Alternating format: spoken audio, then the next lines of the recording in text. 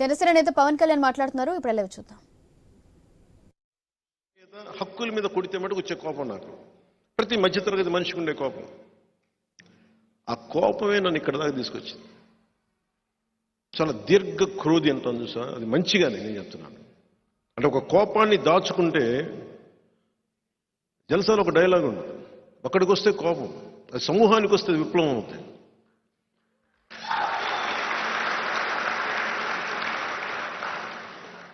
అని చాలా మందికి అర్థం కాదు.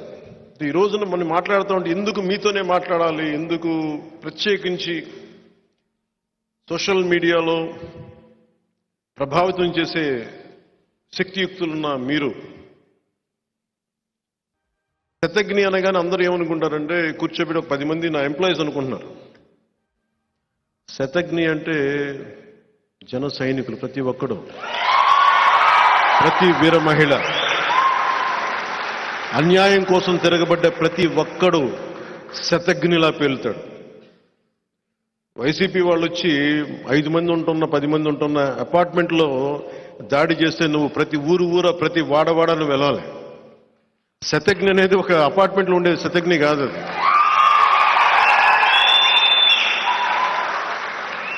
వాళ్ళ మనస్తత్వానికి మనం ఏం సమాధానం చెప్తాం? ఇది నేను దీనికి జనసేన ఆవిర్భావానికి చాలా నలిగాను.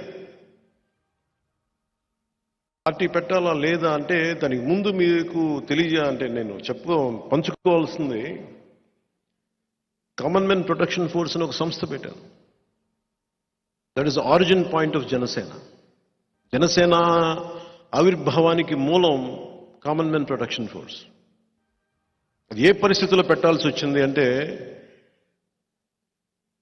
సగటు మనిషికి ఆడి కులం ఉండదు, మతం ఉండదు, సగటు మధ్యతరగతి మనిషికి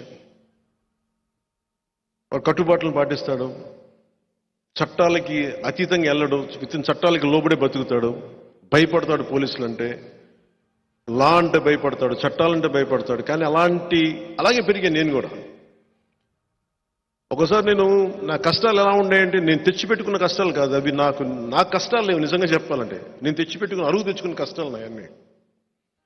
బంగారం షూటింగ్ చేస్తా ఉంటే నా ఒళ్ళోకి ఒక వడ్డెర కులానికి చెందిన ఒక వ్యక్తి పక్కన రాళ్ళు కొడతా తన బిడ్డ ఇట్లా అయిపోయాడని చెప్పి మొత్తం ధనుర్వాతం వచ్చేసి బిగుసుకుపోయింది. ఆ బిడ్డ ఒక 4 ఏళ్ల బిడ్డ నా ఒళ్ళో పడేశాడు. అన్న ఇతన్ని చెయ్యను. నాకు ఏడుపు వచ్చేసింది. ఎందుకు సినిమాల నుంచి దూరం అయిపోయానంటే, నేను సినిమాలో ఎప్పుడు ఆనందాన్ని చూడలేదు. నేను ఎప్పుడు సినిమాలోకి ఎందుకు వచ్చానంటే, నేను బద్ధకస్తుని కాదని చెప్పడానికి వచ్చాను మా అన్నయ్యకి. నాకు నిజం కోరికలు లేవు. నాకు మా అన్నయ్య ఏమనుకుంటారు, వీడు తప్పించుకుని తిరుగుతున్నాడు పని పాట లేక. మా అన్నయ్య ఒకటే మాట అన్నాడు, నీకు చిరంజీవి నీ తమ్ముడు కాకపోతే నువ్వు ఇలాగే ఉంటావురా అని అడిగాడు. చిరంజీవి తమ్ముడు కాబట్టి నీకు అన్ని చెల్లేస్తున్నాయి, నిన్ను ఉద్యోగం, నీ తల్లిదండ్రులు పోషించక్కర్లా, నీ అక్క చెల్లెళ్ళు బాధ్యతలు లేవు, కుటుంబ బాధ్యత లేదు, నువ్వు ఏ యోగ మార్గాలు ఏ ధర్మాలని చెప్తారో నువ్వు పని చేయి, నువ్వు అన్ని సాధించి అప్పుడు చెప్పు, అప్పుడు నీ కథలు వింటాను. ఇప్పుడు చెప్పాలంటే మన దగ్గర మాకు ఆ అవసరం రాకుండా పోయింది ఇప్పుడు. అంటే అప్పటికి ఇప్పటికీ నేను ఒకటే వ్యక్తిని. నాకేమనిపించిందంటే, యోగ మార్గంలోకి వెళ్ళినా స్వార్థం అనిపించేస్తుంది నాకు. భక్తి మార్గానికి వెళ్ళినా కానీ తిరిగి వచ్చి ప్రపంచానికి చేయాలి. దాంట్లో భాగంగా సినిమాల్లోకి వచ్చా. సినిమాల్లో ఇప్పుడు మీరు చూసిన పాటలు కానీ ఇవన్నీ కానీ నా లోపల దహించుకుపోతుంది, నా వేదనది.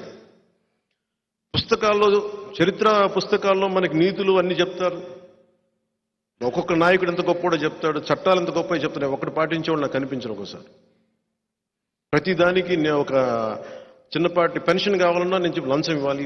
సగటు మనిషికి ఉండే కోపాలు అన్నీ పెట్టుకుని సినిమాల్లో చూపిస్తే నా లోపల తృష్ణ తీరుద్దు అనుకున్నాను. సినిమాలు హిట్లు అవుతున్నాయి కానీ నేను అనుకుంటున్నా నాకు లోపల శాంతి రాలా. నాకు కానీ నేనేం చేశానంటే, ఒక 3-4 సినిమాలు చేసి నేను మా అన్నయ్యకి ఒకటే చెప్పదలుచుకున్నాను. ఆ రోజున నేను బద్దకొస్తుండే కాదు, ఖుషి తర్వాత ఇంకో 3-4 సినిమాలు చేసి 5 సినిమాలు చేసి సినిమాల నుంచి వెళ్ళిపోయి ఏదైనా ఒక ఆశ్రమంలో బతుకుదాం నా కోరిక, అంతమించి వేరే కోరిక లేదు నాకు. భగవంతుడు అది తప్ప అన్ని ఇచ్చాడు నాకు. నేను కోరుకుంది ఇవ్వదు. నాకు అలాంటి సమయంలో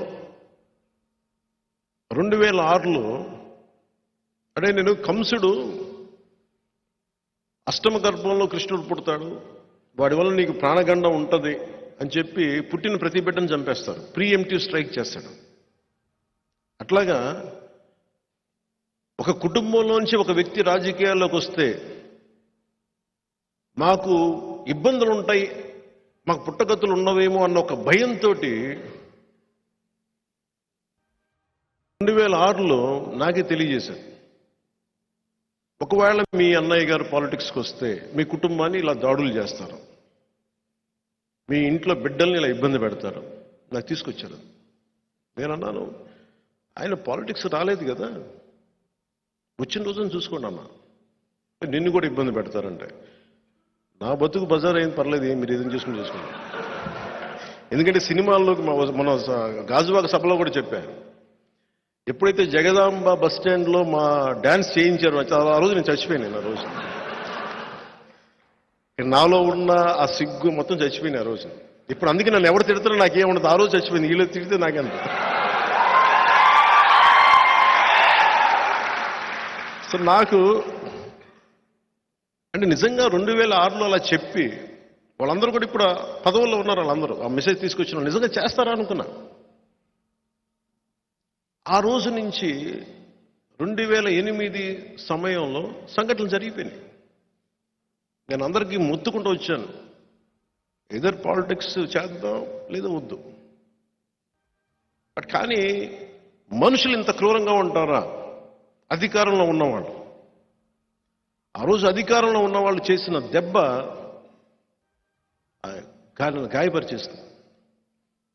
అంటే దేనికని చూస్తే ఒక సమూహాన్ని ప్రభావితం చేసే ఒక వ్యక్తి రాజకీయాల్లోకి వస్తే మాకు పుట్టగతులు ఉండవని అనే భావనతో పుట్టక ముందే చంపే పరిస్థితిని తీసుకొచ్చారు. ఇంట్లో అందరూ మంచోళ్ళు, సగటు మనుషులు. కొట్టిన దెబ్బ నేను తట్టుకోలేకపోయాను. నేను చూసే వాళ్ళకి నేను చాలా ఆవేశపరులా కనిపిస్తాను. అనాలోచితంగా చేశానేమో అనిపిస్తేమో అలా కొన్ని సమయాల్లో. ఏమీ కోరుకోను, నాకేముండదు కోరిక. అలాంటి సమయంలో నేను నాకున్న ఇష్టమైన రివాల్వర్ని, నా ప్రాణ రక్షణ కోసం కొనుక్కున్న ఒక రివాల్వర్ని కామన్ మెన్ ప్రొటెక్షన్ ఫోర్స్ అని పెట్టి ఇచ్చేశాను. దేనికి ఇచ్చానంటే ఈ రోజు నుంచి నాకు ప్రాణ రక్షణ అవసరం లేదు, బతికిన ప్రతిరోజు బతికినట్టు అంతే. కానీ వాళ్ళు వ్యక్తుల సమూహం నాకు అనవసరం. ఒక వ్యక్తి, ఒక పార్టీయా, ఒక కుటుంబమా, ఒక వర్గమా నాకు అనవసరం. ఒక సగటు మనిషి మీద కొట్టిన దెబ్బ అది. నాలాంటి వాళ్ళు చాలా చోట్ల ఉంటారు అని చెప్పి కామన్ మెన్ ప్రొటెక్షన్ ఫోర్స్ పెట్టి ఆ రోజు నాకు ఎవరైతే అండగా ఉన్నారో అదే వ్యక్తులు ఈ రోజున జనసేన పార్టీకి మూల స్తంభాలయ్యారు. 150 మందితో ప్రారంభించాం.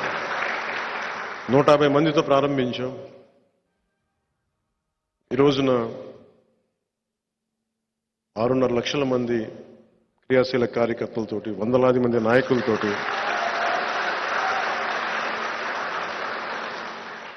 2014 మార్చి ఒక హోటల్లో పెడితే ఒక దశాబ్దం తర్వాత 2014 మన సొంత ఆఫీసులు పెట్టుకున్నాం. ఇలాంటి పరిస్థితుల్లో నలిగాను నేను.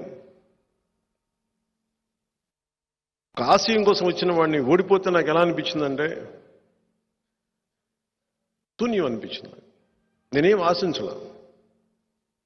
ఎందుకంటే 2010 నేను ఎప్పుడు మీరు గుర్తు తెచ్చుకుంటే మీరు 2014లో 25 సంవత్సరాల ప్రయత్నం ఇదని చెప్పాను. నేను చాలా ఆలోచించి చెప్పాను. ఎందుకంటే 2009లో నేను కామన్ మెన్ ప్రొటెక్షన్ ఫోర్స్ పక్కన పెట్టిన తర్వాత వచ్చిన రాజకీయ ప్రస్థానంలో ఎవరెవరు వచ్చి దూరిపోయారు. 18 మంది ఎమ్మెల్యేని గెలిచిన తర్వాత కూడా నిలబెట్టుకోలేకపోతే నాకు అనిపించింది పార్టీ నడపలేమని చెప్పి వచ్చిన వ్యక్తులు ఈ రోజున మంత్రి పదవులు అన్ని పడతా ఉండి నాకు అనిపించింది ఒక బల